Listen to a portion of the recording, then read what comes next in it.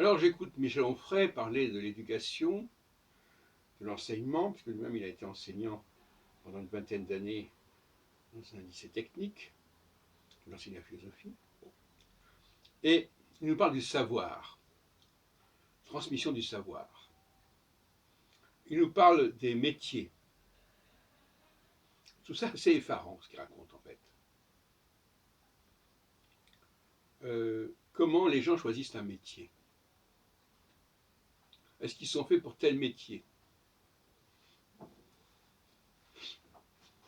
C'est une grave question. Bon, mais revenons à la question du savoir. Donc l'enseignant serait là pour transmettre du savoir. Vous connaissez la fameuse formule française, mieux vaut une tête bien faite que bien pleine. Mais ça, c'est pas un truc c'est pas sa devise à Michel Onfray. Il faut remplir la tête. Et ma pédagogie n'est pas une pédagogie onfrayenne. Ma pédagogie, c'est pas de transmettre du savoir, c'est de corriger le savoir déjà présent. Parce que de toute façon, les gens ont déjà un certain savoir. Ils ont capté un certain savoir qui vaut ce qu'il vaut. Par conséquent, ils ne sont pas une page blanche. Donc le pédagogue, il est là pour considérer l'état de ce savoir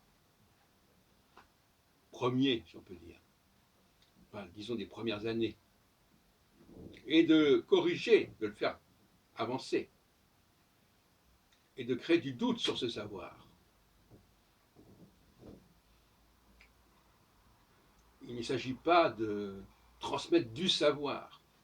Il s'agit éventuellement de se servir, que l'enseignant se serve du savoir qu'il a acquis pour mettre en question, pour déconstruire le savoir de ses élèves.